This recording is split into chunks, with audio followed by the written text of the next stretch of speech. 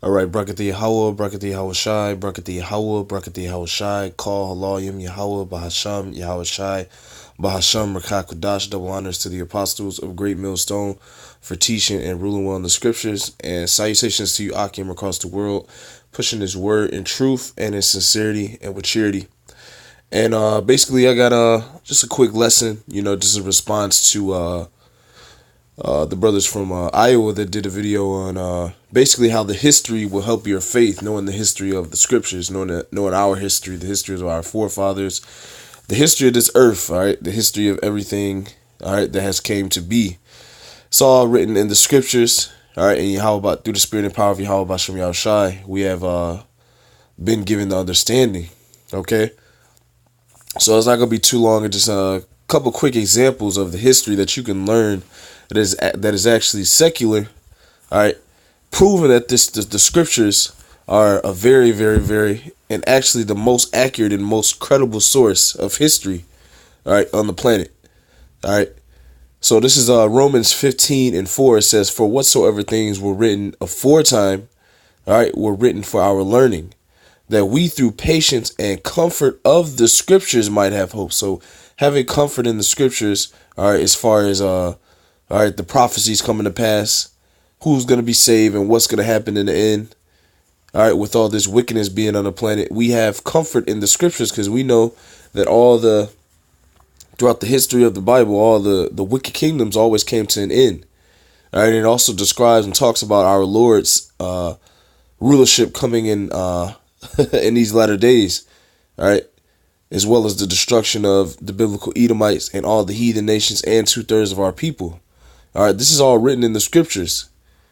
All right, but also written in the scriptures are the kingdoms and societies that rule, and it's all secular, man. Okay, so first and foremost, I'm gonna get this. All right, because everyone knows about the Persians and the Medes. Now, this is one example. All right, we know through history, all right, that the Persians and the Medes were defeated by who? Alexander the Great, and this is a person that, the biblical Edomites, these so-called or self-proclaimed white people, this is somebody they look up to. They highly esteem this man, all right? But the Bible tells us other things about him that the world doesn't know. Why is this?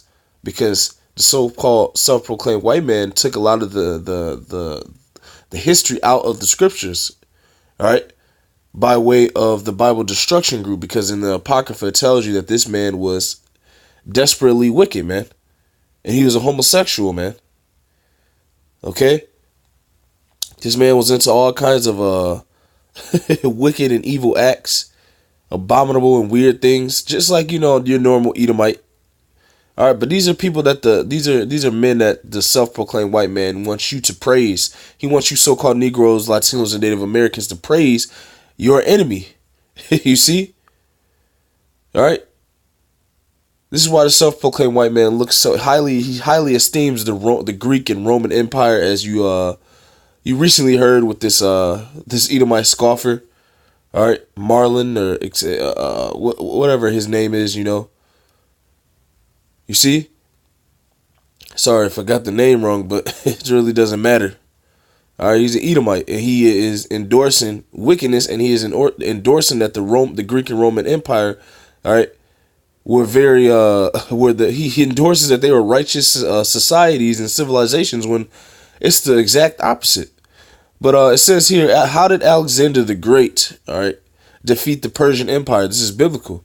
Persia had a huge empire because we know through Darius, all right, Xerxes, okay, and other rulers that were a part of the Persian Empire. We know that they made the Persian Empire great because they were the empire that conquered King Nebuchadnezzar and his son Belteshazzar, which was the Babylonian Empire. We know that the Persians and Medes came and conquered that. Darius specifically, all right, during his rulership. All right, but it says, how did Alexander the Great defeat the Persian Empire? Persia had a huge empire and had every intention of adding Greece to it. The Persian king Darius first attacked Greece in 490 BC, but was defeated at the Battle of Marathon by a mainly Athenian force. All right. This humiliation led to the attempt to conquer Greece. All right, and this is when this began, man. This this war between the Persians and the Medes and Alexander the Great. You see? So then you scroll down and it says Alexander the Great in 1334. Alexander the Great of Macedonia invades Central Asia. Darius loses 3 battles with Alexander and is finally defeated in 331. He is murdered in 330 BC. The great Persian Empire is no more. And we know through the scriptures, which it says, all right, the things written aforetime are written for our learning. We know through the scriptures that this is biblical, man. Okay? So this is the book of Daniel, chapter 8, verse 1. It says, in the 3rd year of the reign of King Belshazzar, a vision appeared unto me. Even unto me, Daniel, after that which appeared unto me at the first. And I saw in a vision, and it came to pass when I saw that I was at Shushan in the palace, which is in the province of Elam. And I saw in a vision, and I was by the river Ulai. Then I lifted up mine eyes and saw, and behold, there stood before the river a ram, okay, which had 2 horns. And the 2 horns were high, but one was higher than the other, and the higher came up last. All right, this is the Persians and the Medes. Okay, symbolic for those 2 horns, man. Okay, and it says one horn was higher than the other because the Persians, were the head of the Persians and the Medes. Okay, verse 4 says, I saw the ram pushing westward, all right, and northward and southward, and we just talked about that battle between Darius and Alexander the Great. Or the creep. All right, and this is biblically describing this occurrence, man. This vision was given to a man of the Lord of the nation of Israel, Daniel. Okay. Verse 3, then I lifted up mine eyes and saw, and behold, there stood before the river a ram which had 2 horns, and the 2 horns were high, the Persians and the Medes, and the Persians were higher. But one was higher than the other, and the higher came up last. I saw the ram pushing westward and northward and southward, so that no beast might stand before him, the great Persian and Mede Empire. Okay? Neither was there any that can deliver out of his hand, but he did according to his will and became great. And I was considering, behold, an he-goat came from the west. Who is this talking about? This is talking about Alexander the Great, the rough goat. And I was considering, behold, and he-goat came from the west on the face of the whole earth, and touched not the ground. And the goat had a notable horn between his eyes. This is the Greek Empire. All right. And they're about to go to war, as we just read, all right, in the secular history. All right. These 2 wars between Persia and Greece, they're about to come head to head, just as the secular history describes. Verse 5, and I was considering, behold, an he-goat, Alexander the Great, came from the west on the face of the whole earth, and touched not the ground. Now this is symbolic. These were visions that the prophets were seeing, man, because these animals are symbolic for these kingdoms. Okay? And I was considering, behold, and I'll show you why. And I was considering, behold, an he-goat came from the west on the face of the whole earth, and touched not the ground. And the goat had a notable horn between his eyes. And he came to the ram that had 2 horns, which I had seen standing before the river, and ran unto him in the fury of his power. And I saw him come close unto the ram, and he was moved with a choler against him, and smote the ram, and brake his 2 horns. And there was no power in the ram to stand before him, but he cast him down to the ground, and stamped upon him, and there was none that could deliver the ram out of his hand. Okay? And that is described here, Alexander the Great, all right? That's describing Alexander the Great in the Greek Empire, all right? Defeating, all right, the Persians and the Medes. That's what this 7th verse is describing. And the Persians and the Medes being no more, which is secular history. In 334, Alexander the Great of Macedonia invades Central Asia. Darius, all right, king of the Persians and the Medes, loses 3 battles with Alexander and is finally defeated in 331. He is murdered in 330 BC. What does it say here? The great Persian Empire is no more. All right. That's why it says here, and there was none that could deliver the ram out of his hand. Now, if we keep reading, it says verse 8, therefore the he-goat, this is Alexander the Great after he conquered the Persians and the Medes. The he-goat waxed very great, and when he was strong, the great horn was broken, and for it came up four notable ones towards the four winds of heaven. All right. So this is describing Alexander the Great. You see? And he's actually in secular history, man. Let me get this. I don't want to make this too long. This is first Maccabees.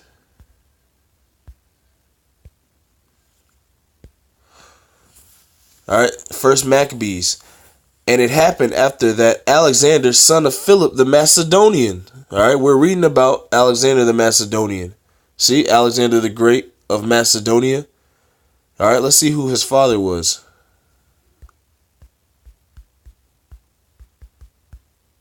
And this is why they took, all right, the Apocrypha out, man. Because this world praises and they tell you to embrace this man when this man was a wicked, evil, despicable person, man. You see? Secular history won't tell you this because they don't want you to know your history.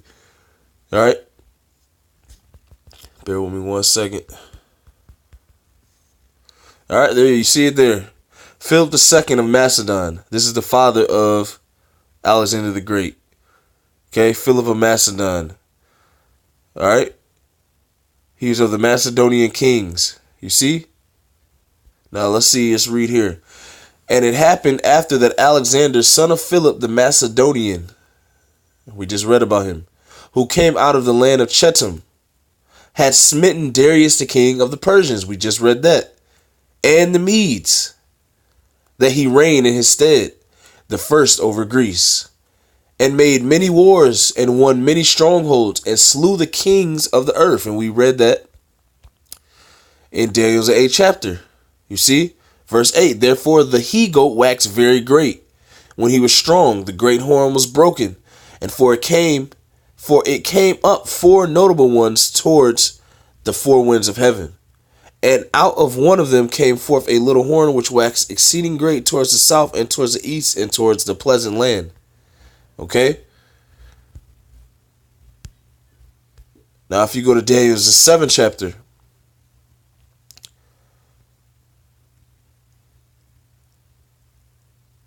this is Daniel 7:6. After this I beheld, and lo, another leopard, which had upon the back of it four wings of a fowl. The beast had also four heads, and dominion was given over to it. All right, so we know that Alexander the Great presented himself and was always, and it was known to wear leopard print. Okay. Throughout history, he was known to wear leopard print upon his garments and his clothes, and upon for the clothing of his horse. Okay, you see it here, leopard skin. So who is Daniel seeing? All right, what is he talking about in this scripture, man? The leopard. All right, who is he talking about? He's talking about Alexander the Great. Daniel 7:8. Slocky, bear with me. Daniel 7:6. After this I beheld, and lo, another, okay, like a leopard, Alexander the Great, which had upon the back of it four wings of a fowl, and the beast had also four heads, and dominion was given unto it. Okay, so everything in the scriptures is actually secular, man. And this is why it's good to know the history, because this increases your faith. You know that all the things written was written for aforetime for our learning. And through patience and comfort of the scriptures, that we may have hope, because now we can read about our Savior coming in this time, man. You see? All right. And when it talks about the four wings of a fowl, it's talking about his four generals that he eventually gave his rulership to.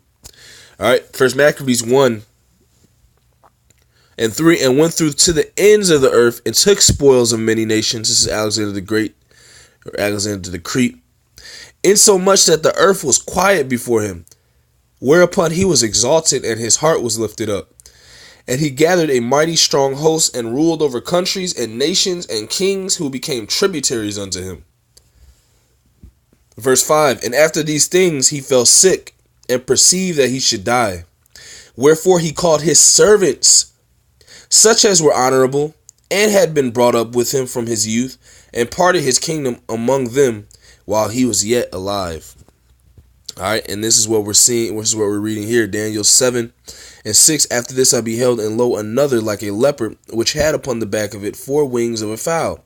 The beast had also 4 heads, and dominion was given to it. Those four generals that came out of Alexander, man. All right, so I'm gonna go here.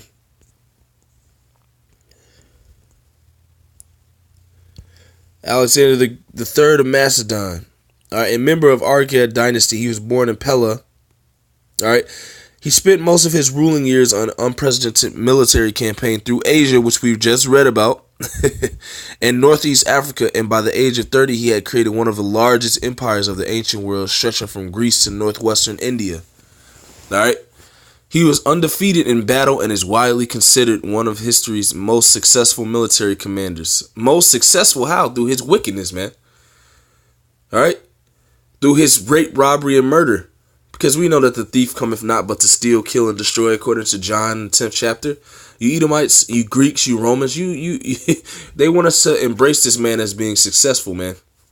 All right, but let's read a little bit about this man. All right, they want us to esteem this man, okay? Bear with me 1 second.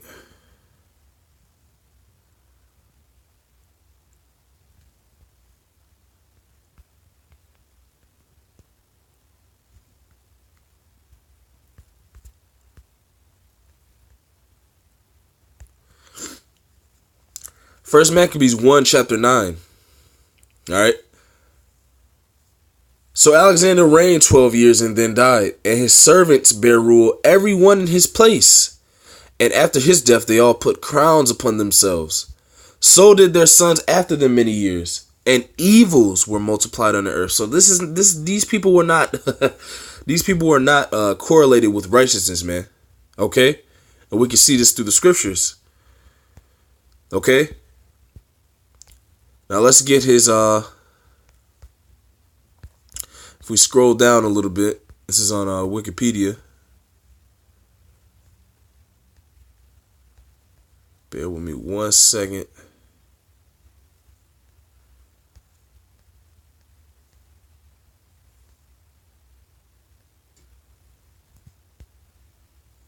think it was here.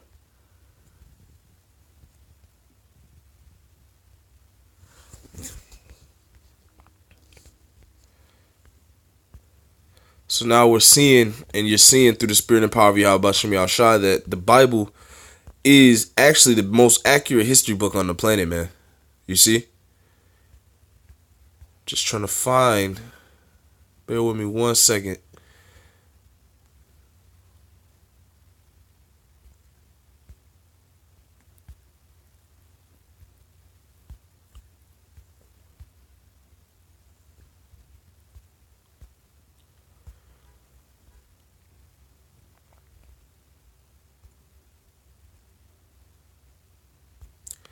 Okay, here we go.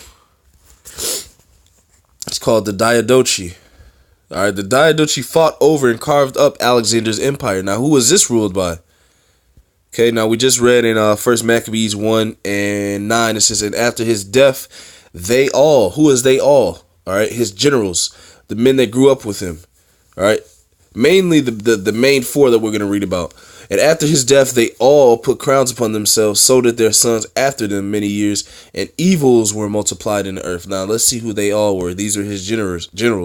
The Diadochi fought over and carved up Alexander's empire into several kingdoms after his death. A legacy which reigned on and continued the influence of ancient Greek culture. All right, which our people were heavily into, all right, during the time of the Greeks and the Romans. That's why you have the book of Romans, all right, and you have Paul going and teaching the word to Greeks, All right, people who are people, so-called Negroes, Latinos, and Native Americans, who at that time were calling themselves Greeks and Romans. Just like our people call themselves Americans today. They call themselves Germans.